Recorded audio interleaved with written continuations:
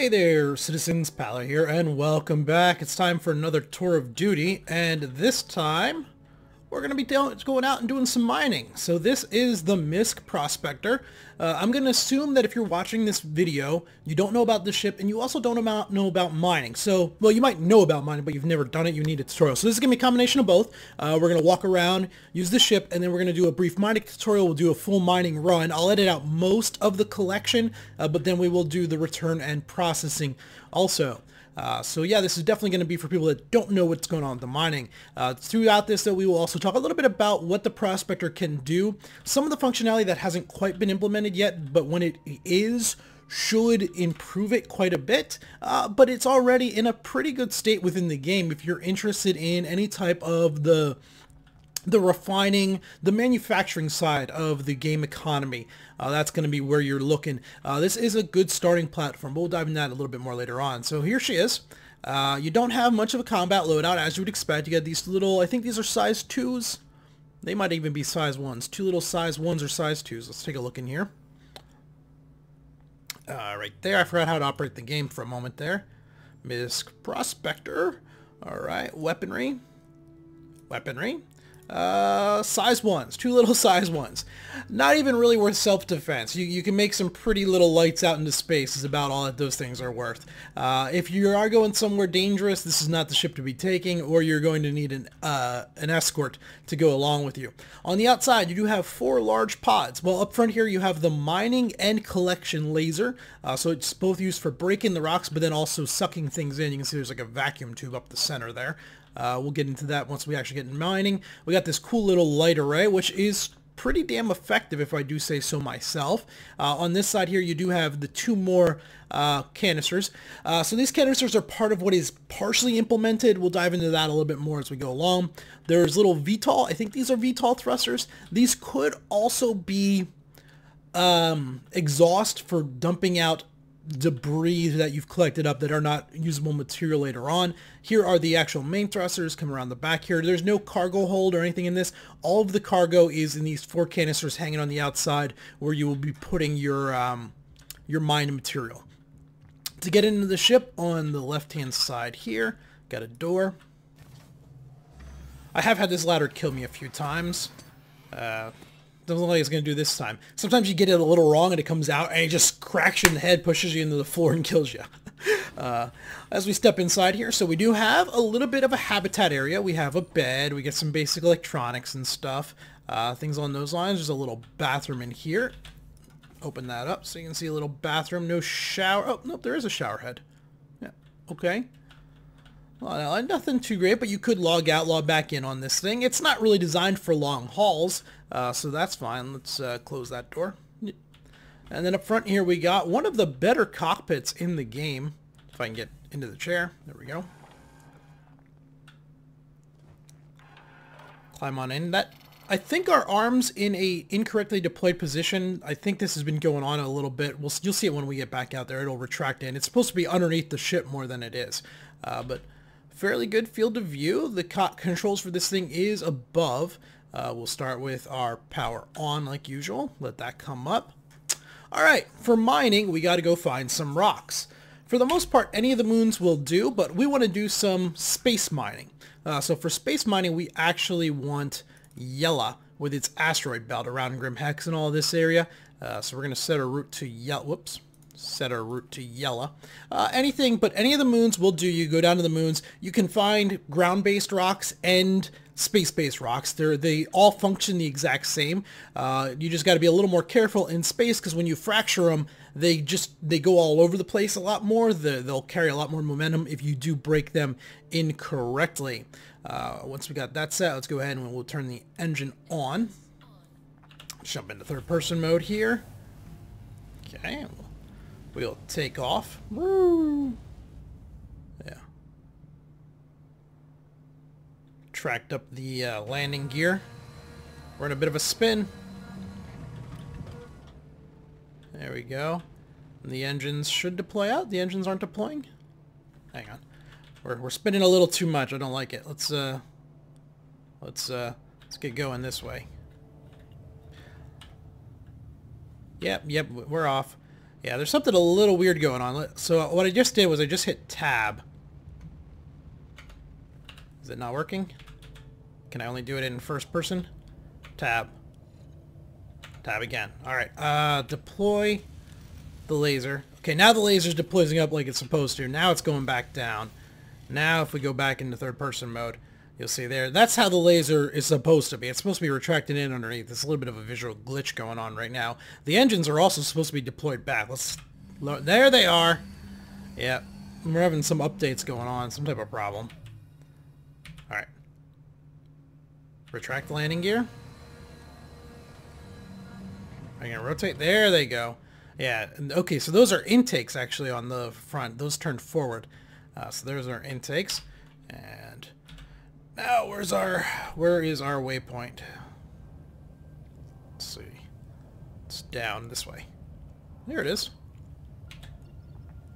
Go ahead and pull up. We're not going to worry about top speed and acceleration. That's not what this ship is about at all. So, what was I saying about this ship? For right now, this ship's in a fairly good place. It's one of the more reliable moneymakers within the game. I've seen people talking about coming back from mining runs, making 20, 30. I even saw someone say 70,000 credits on one run. I don't know about that one. That one seems a little high. I seem to average about 3,000. My high was about 9,000. And it all has to do with the percentage of actual usable ore you get, which will make more sense when we actually get into it. For now, we're going to start flying towards this asteroid belt out here while I talk a little bit more. As I said, this ship, though, is currently only partially implemented. There's actually like 2 more key features, I think, that are supposed to be put in line. Right now, whatever you mine up, you get 100% of it, which sounds good, except it's not. When we get to the rocks and we start looking, you'll break a rock apart and it'll be 15% copper, 3% gold, and then the other, whatever, 70 or 80 some percent will be unusable inert material. Well, the ship is supposed to have a built-in filtration system that will dump that inert material out the back somewhere, allowing you only to keep the usable material. So when you fill it up, it's 32 or 34 SCU in total. So when you would have that 34 SCU, when you would go back, it should, in theory, all be usable, sellable material. This filtration system does not work. So in general, you're going back and only maybe 20 to 30% of what you're selling is usable material. It really depends on how much time you spend tracking down specific rocks, how much you get. So it's one of those things, do you spend maybe 20 minutes finding the perfect rock and then 20 minutes mining it? Or do you spend 5 minutes just mine up some rocks and you can maybe do 2 trips in the amount of time you could do 1 trip in the other one? That's kind of where it comes in. So that's the first thing that's not implemented. The second thing that's not implemented is there's supposed to be a way to either drop these canisters or have somebody come up and take the load out of them. So you could set up basically like a 3 or 2-3 ship convoy where the prospector stays in the asteroid field, just jumping rock to rock to rock. When one of the cargo pods is full, it drops them, they get loaded into a freelancer, and then a freelancer like runs them back to either sell it or to a refining facility, whatever, allowing the prospector just to stay and mine a lot longer. That is also not implemented.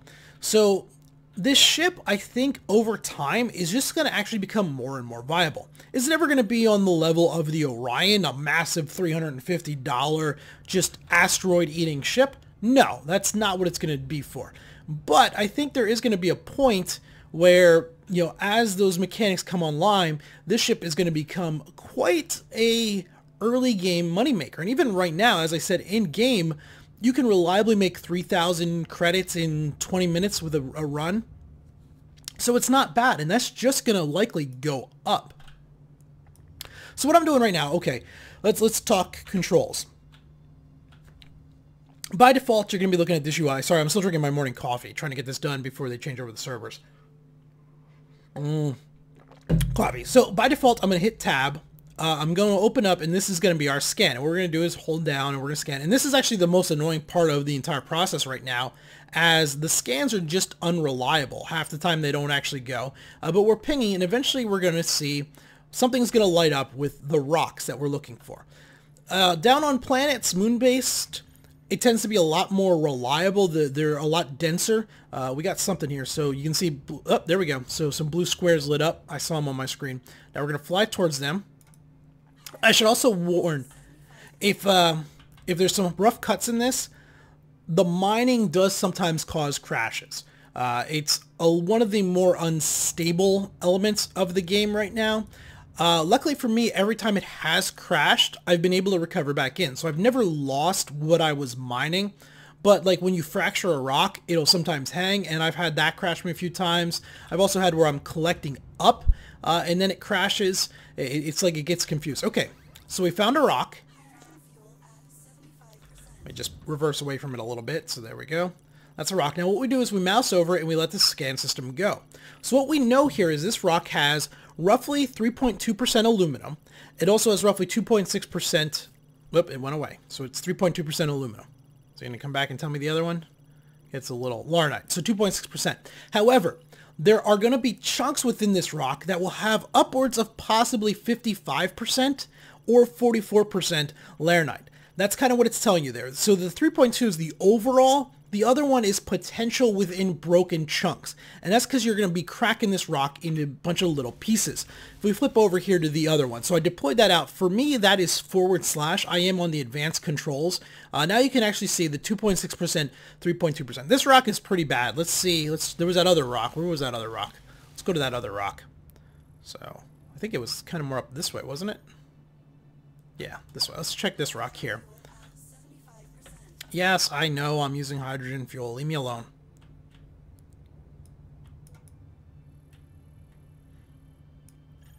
It's almost always the rocks are going to be these smaller ones.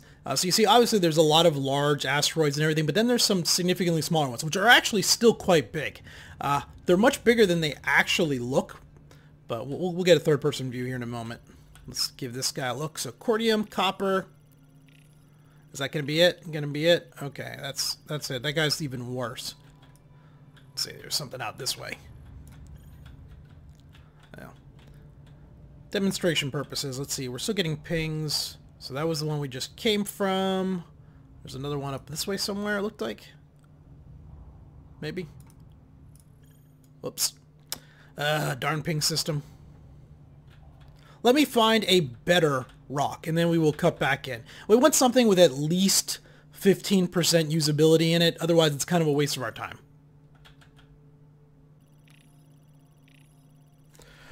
Okay, so here's a not great rock, but it at least has diamond in it. It also has aluminum and titanium, so it's one we're going to try and get. Let's go ahead and we will close that hood out and everything. I did say I was going to show you a little bit of third person, so you can see the rock is roughly the size of the ship that we are in.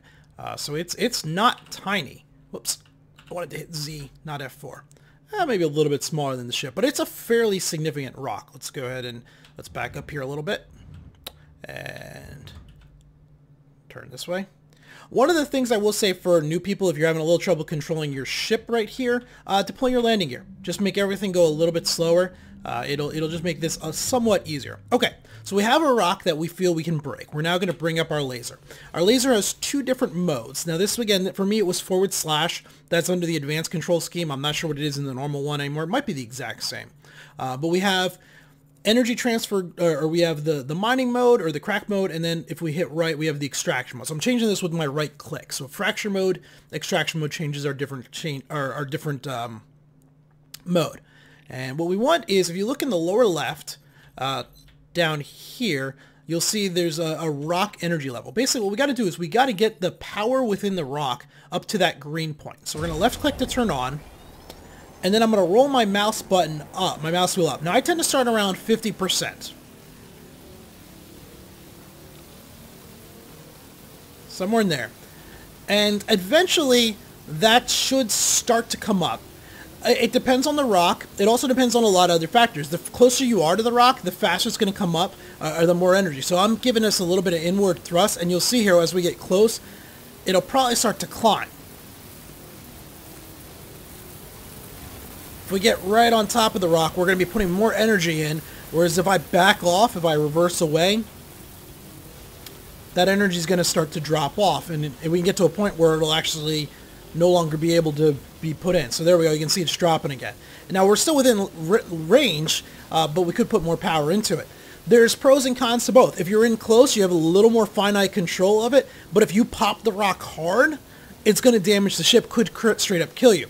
What we're going to do is once we get the rock within the green section, the energy level within the green section, on the other side, you see down here we have fracture sensor. I can't really detach the crosshair. Can I hit F? I can't do that either. But you have the fracture sensor and the overcharge sensor. Any energy you put into the overcharge sensor, which means you've moved into the red zone, is going to be excess energy dissipated when the rock breaks. It's going to cause the rock to fly further apart. It will also do damage if you're close to it. So you want to keep that overcharge sensor very low, and in order to actually break the rock, you got to get the fracture sensor up to 100%. So again, we're going to bring this up. Actually, we'll stay where we are right now. Come up to about 70%. The faster you roll the mouse wheel, the larger the increments are. So once you get close and you dial it in, you can roll it a lot less. We may actually be too far away now. Let's slide back in a little bit.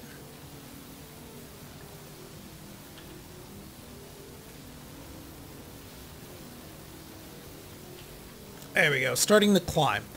Now, so we can see here, we probably want to be somewhere around, we're climbing, so we probably want to be 5 to 8% less than this in order to be stable. So we want to be somewhere around 80%. However, we don't want to sit here and wait so long for this thing to come up, so I'm going to boost this quite a bit more, and we're going to dump some extra energy into the rock. Now, this is a little more risky. We got to react a little faster, but by putting a little more energy, we're just going to fill this bar up a little bit faster. And then once we start approaching the green section, that's where I'm going to back off, and I'm going to aim to be somewhere around 80%. Might be 77, might be 82, we don't really know. We want to just get it in there. And you're not going to find a perfectly stable point where it doesn't move at all, at least you're unlikely to be, just because the rock has instability within it. You can see there's an instability number. That instability is going to cause that power level to fluctuate around a little bit no matter what. So it's still going to bounce, but we know roughly where we want to be.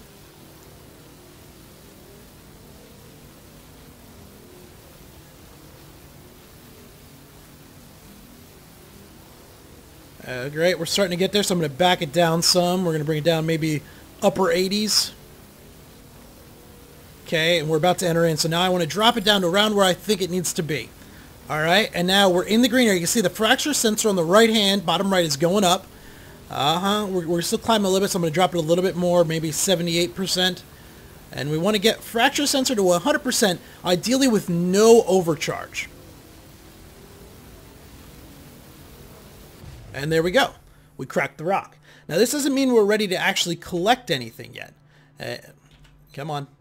Oh, game's getting a little choppy. There we go. What we can now move in is basically any of the rock parts that have maintained orange when we mouse over them. Those are still too big. We have to break them some more. However, there might be some purple ones we can collect. Let's see. We'll circle around here. It doesn't actually look like any purple ones broke off. Sometimes you'll get a few purple ones right away. Sometimes you won't. It depends on how the rock fractures. All right, so let's look at this part right here, and we're going to get a rough idea. So this has 4.2% titanium, aluminum. Now we're looking for the diamond section is what we want. So aluminum 5, diamond 1. All right, so that one's pretty good. That's got a little bit of the diamond in. So let's move in on this guy, and we're going to start fracturing. Now this is a smaller rock section, right? It's the same rock material, but a smaller section.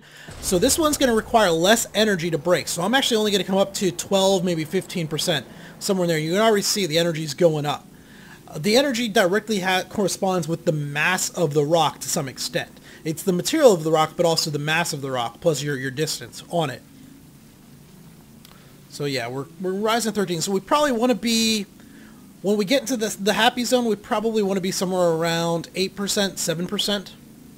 Give it a little bit more, climb it a little faster. The rarer the material of the rock, also the smaller the green bar that you have to interact with. So we're getting close. We're going back down, back down, back down. And something you can do, so say you get into the green area and it's going a little faster than you like, what you can do is just take the beam off of the rock, and the rock will start to cool down a little bit. So you can kind of play with it like this in order to tether yourself in and out of the sweet spot if need be.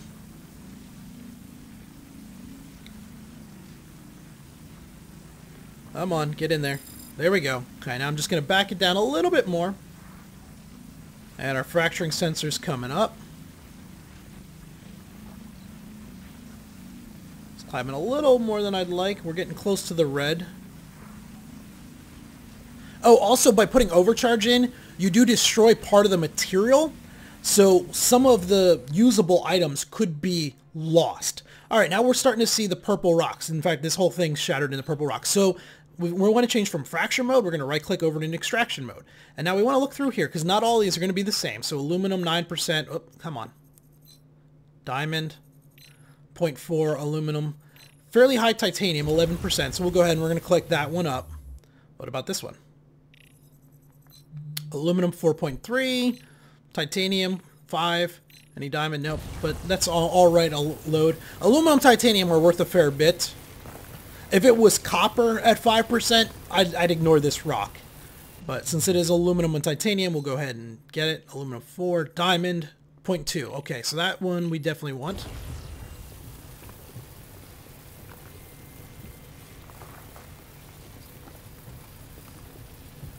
That's a larger one.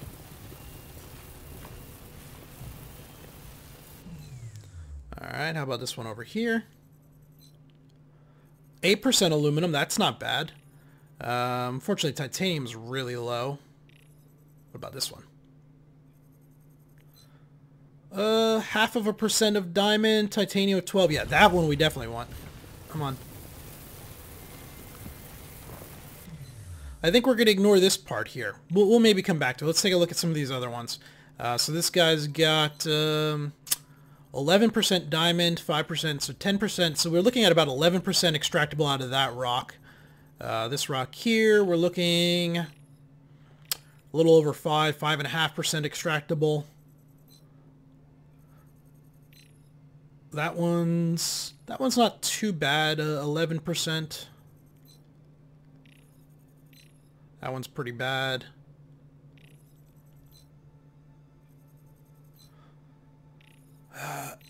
Almost 0.75% of diamond. Let's go for this rock. Let's see if we can get that. What did I look at this one? There's a few I missed. Yeah, we looked at that one. That's the other one. Let's crack this rock here. We'll crack one or two more, at which point I'll cut the video. You can actually see this one. So this one has a higher diamond content, so you'll see... Alright, we had a crash there. I was changing from the one laser to the other laser, and it did not like that. Alright, deploy, retract, redeploy. Unfortunately, when you do crash, while you can generally recover, like I said, what I normally find is the rocks are no longer taggable. Perhaps some of the purple ones, I think we saw this one down here was still purple, but the ones that had been yellow, you can see here I can't actually do anything to them. So we found that good rock that I was about to collect or break, and it's gone now. So we're going to cut. I'm going to go find, I don't think what's this one? This one's like mostly like 5% aluminum and that's it. It's 0.5% titanium. Yeah, we don't want that rock. That's a waste of our time. All right, I'm going to find another rock, and then we will continue on. Oh, here we go. Now we're talking. We're in business. 7% aluminum, 1.78% diamond, 5.4% titanium. This is a good rock. So this is one of those rocks that will definitely give you a pretty good haul when you do find it. Now, it took me a little while to find it. I was flying around out here for probably about 10 minutes, to the point where I was considering going moon side. The moon side rocks seem to be a lot more evenly distributed. It's a lot easier to find large batches of them. So let's go ahead. We'll break this one open. Oh, I'm just changing so we can see a little clearer the UI. You can see this one has a very tight energy window. Very tight energy window. So it's going to be tricky. Oh, you can also raise the energy before you turn the beam on. Like so. But if you turn the beam off, it goes all the way back down to 0. Well, 0.10%. But if things are getting real bad, you can just turn the beam off. We're probably going to need to be significantly high for this.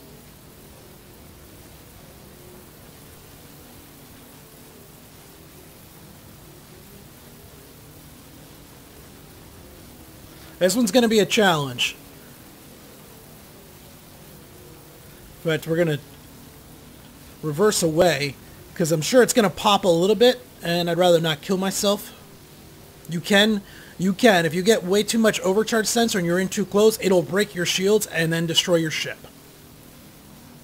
But we are sitting at a perfect... Oh, no we're not. Holy crap, that just really jumped. The server hang there?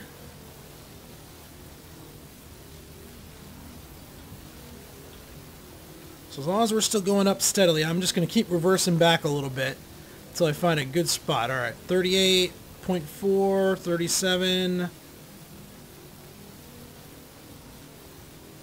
Looks like it's dropping ever so slightly. So 86.6, we want to be about 86.7, 0.8 to be stable at this.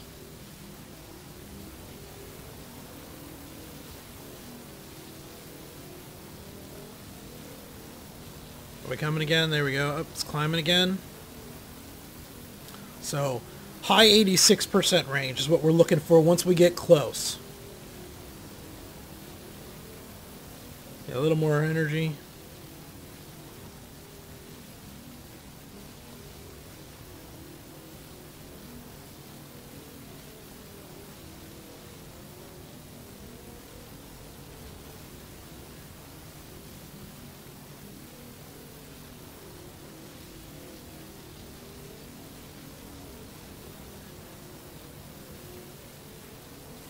Come on, nice and slow.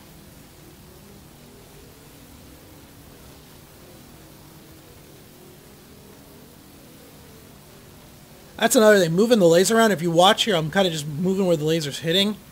Depending on where it's hitting, it seems to change what you're putting into it. So that's a little annoying. I'm not sure I like that.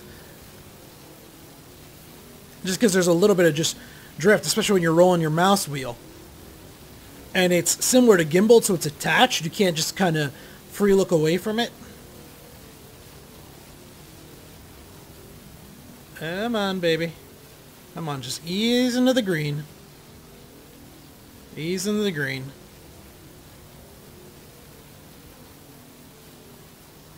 Another tick or two of energy.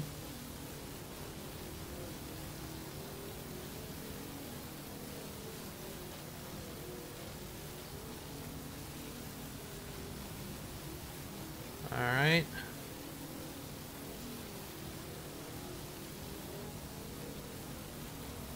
About to enter into the green. Okay, now we're dropping, we're dropping. We're trying to just keep it on that border. Oh, we dropped too much.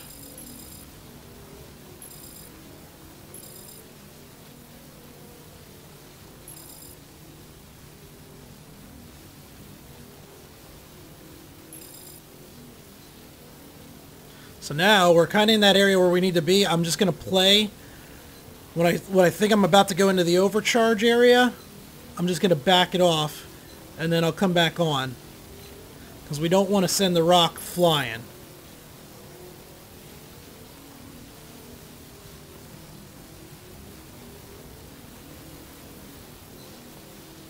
Really, very briefly, just let it cool down a sec.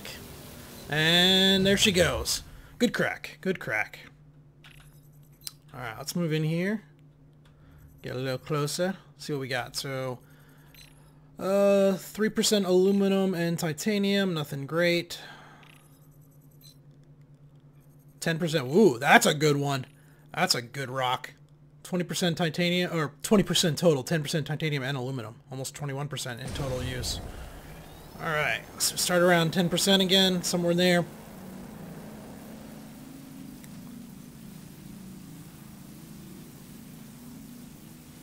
Maybe 15. No diamond in this, so the green bar area has opened up a little bit more. Less of a rare material. So we got a little more room for error on this one. We probably want to be around 8% stable for cracking it.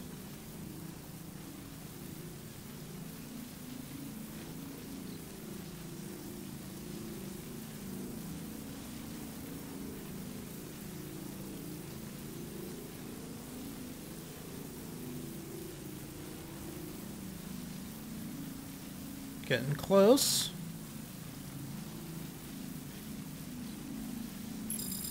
So you can see how the rocks are kind of drifting apart here. When I was talking about if you over energy, that's kind of what, rather than just drift, some of them will take off. They will completely go flying. Also, some of it will just straight up get destroyed.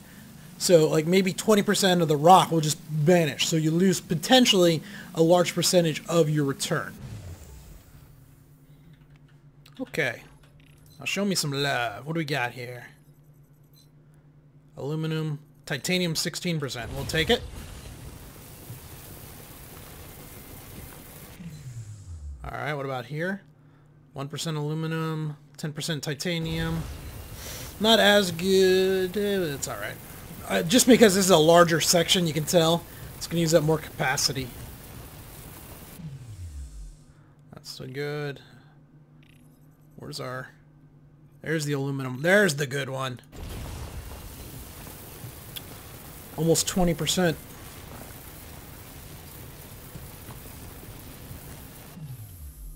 Alright, I think you get the idea. I'm going to fill up the cargo hold. We'll see what we can get, and at which point we'll go back and offload. We'll cut back. Ooh! There we are. There we are. 22, 24%. What was I saying? Once we're fully loaded up, we'll go back. We'll cut back in, as it's just going to be rinse and repeat on this. Now I got to find like the next best rock. Diamond, 10%. Oh yeah. Oh boy. Look at the green on that one. This one's going to take a while. I'm scared. Okay, we are cargo hold full. I managed to get, let's see, 2 sections of rocks that were over 20% diamond, which should be nice. I'd say overall we're probably going back with about 15 to 18% usable cargo, which is kind of where I like to be. Generally, I aim for around that 20% mark. I don't do this all that often. I don't actually have a prospector, so it's only when I can get my hands on one. Generally free flies, things like that. But we'll see what we get in terms of return. So in terms of selling our now fully loaded payload, well, you got to use a different terminal. The terminals are located, though, at Port Olisar, Grimhex, Levski. There's probably some at Lorville. In fact, I know there are at Lorville. I don't know if I'd go to Lorville simply because it's going to take you 10 minutes to quantum out there, plus then 10 minutes to leave the planet and all that stuff. Maybe not 10 minutes. The Prospector's, well, it's not fast. It adds a little too much to the round trip unless the values of it are completely different. And I don't think the values are any different at different terminals depending on where you sell. I might be mistaken there, so you have to do testing yourself. But I think like 1 SCU of diamond is going to be the same at Olisar as it is going to be at Grim Hex for unrefined stuff. It's obviously different for the refined cargo hauling type stuff, but I think the unrefined stuff like this is the same. There may be terminals at the R&R stops. I don't honestly know. I've been in there, and I'm trying to think here. I don't think I've seen the different terminals. You'll see what I talk about when we get here. There are larger terminals, generally separated away. Let's go ahead and comlink, contacts. I'm actually going to manually land this one. I generally do automated landing. But I've been finding that with this ship, the automated landing crashes. Not crashes the ship, crashes the game. So, did I not get it? Port Olisar. Did I hit the wrong one? Maybe. There it is. Please proceed to assigned landing bay. Should be 3 right here, yeah.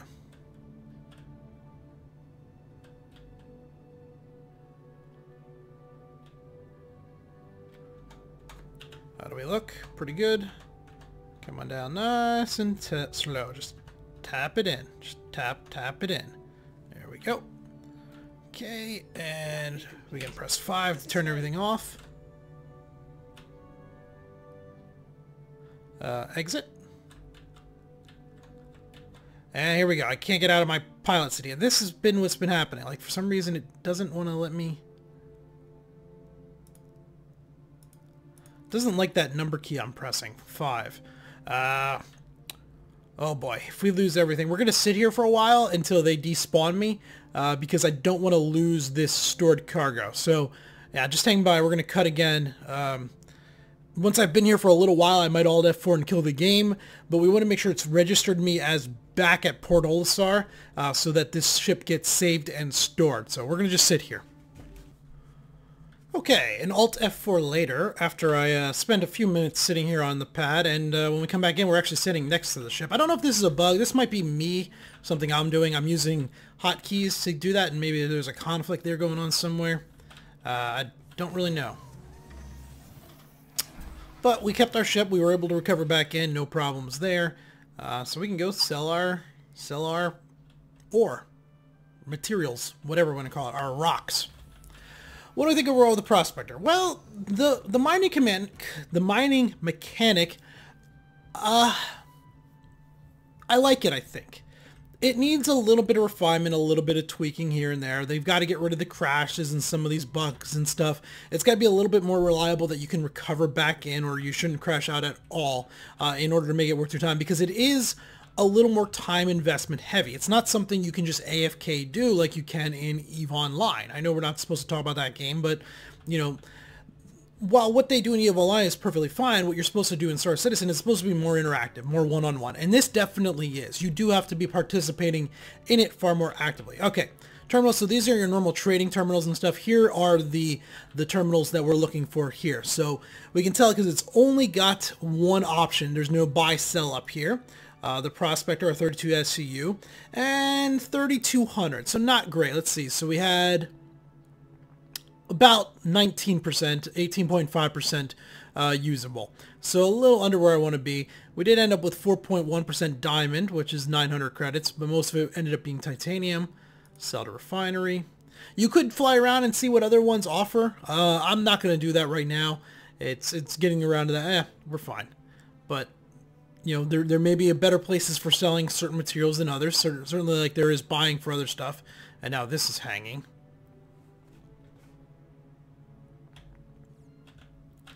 I think the Prospector, right now, it's not amazing. But I do think that in the future, it's going to be a lot better. As they go ahead, as they get that ability to filter, the value is going to skyrocket. Imagine if we got rid of this inert material and we were filtering just titanium, diamond, and aluminum for our 32 SCUs.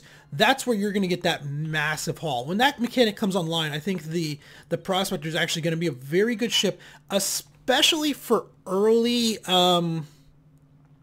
players that want to focus on the industrial side of things. So with a Prospector and that filtering ability, you should be able to earn the credits to buy a freelancer relatively simply. A lot more efficiently than I think you could use a freelancer to buy a Prospector. With how the commodities work right now, you're generally getting like 0.08 of a cent per SCU. That's what, yeah, I've noticed it's been failing. That's why I've been trying to do it again. Sell to refinery. Got it. Sell to refine. Did it go? Let's try the other terminal. No, sir. We haven't lost the goods out of our cargo, so we're all right. Have we been getting paid? No, that's kind of what I was at before. Pretty sure that's exactly where I was at. Maybe not. Maybe I was at 24,000. Be cool if I was getting paid for this. And they just weren't taking it out of the ship? Nah. Got it. Undefined. Got it. And it's still in there. And reopen this. I think this server's having some problems. But these are the terminals you sell it at, and normally it does work. What I'll probably do is jump servers and sell it on a different server, because it seems to be this. Because the terminal's working. Well, it's not working, but it's interactable. So it's probably the server hanging up. Let's see, can this guy... Yeah, he's not working either. So I think the server is getting a little jittery. What was I saying though? So I think once that comes in, the freelancer. So say you have a freelancer as your starter ship, and you spawn in with 15,000 UEC, alpha UEC, regular UEC. You can do a full cargo run with all 15,000 of that, and you may make 700. So now you have 15,700. And then you can maybe make a run and you'll make 15,000, or you'll make 720, 740.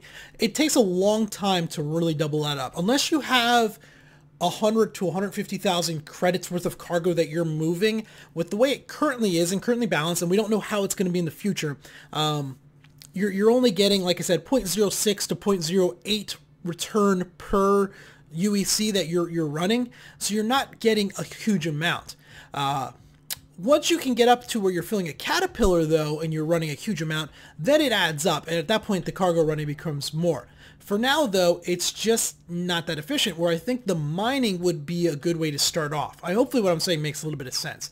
I think the prospector is going to be a more reliable starting point for someone like that than a freelancer, unless you buy a whole lot of in-game currency ahead of time to where you can run. And also the prospector, you crash, you lose it, you've lost that haul. You didn't lose 30,000 credits worth of cargo that you were running that's no longer in your ship.